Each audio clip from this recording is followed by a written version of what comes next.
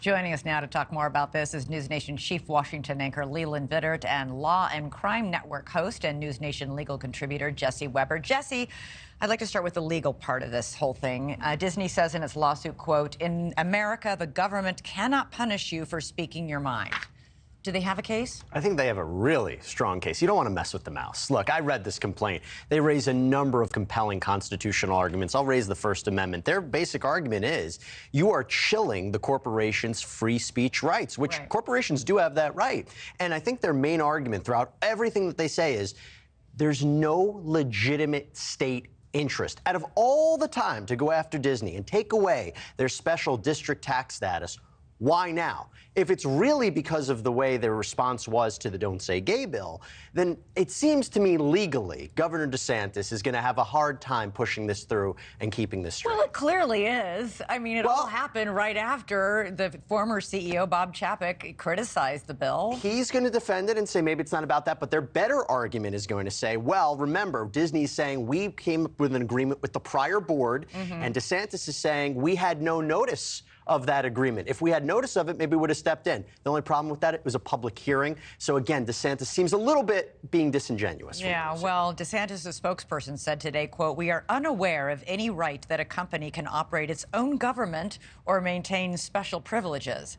Sounds like see you in court. They've been doing that for decades, though. That's the purpose of this special district, right? They have the ability to self-govern. They have the ability. It's 25,000 acres. Correct. It's in a massive, massive space. It doesn't mean that they necessarily pay less taxes. Disney pays a lot of taxes, but biggest taxpayer in Florida. But in terms of everything from their infrastructure to the utilities, they have an ability to govern themselves, and that's what they've been doing, and it's been quite successful for the state. Yeah. All right, Leland. Every single one of DeSantis's potential opponents for the GOP nomination has either distanced themselves or condemned his battle with Disney, including former President Trump.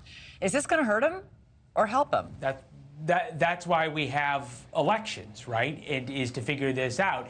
It certainly elevated Ron DeSantis a couple of months ago in the conversation, especially in terms of his bona fides for taking on the woke corporations, and this is what Ron DeSantis is once as his legacy and as his persona going into the 2024 election.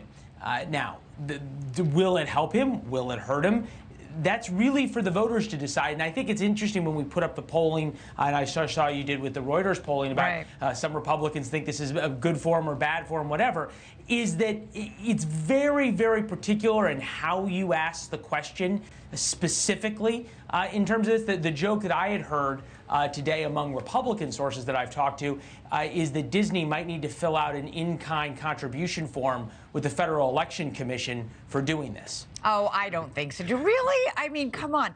The Republican Party. It was a joke, but in that the fact that Ron DeSantis can now be on the tip of everybody's tongue and is now part of the ether for taking on Disney and fighting Disney so much that Disney is suing him, in a lot of Republican circles, that will be seen as a badge of honor. Yeah, except that the Republican Party has always been traditionally the party of big business. Disney is the nation's largest single-site employer. It's Florida's largest taxpayer. And DeSantis is musing about building a state prison next to it. I mean, it doesn't...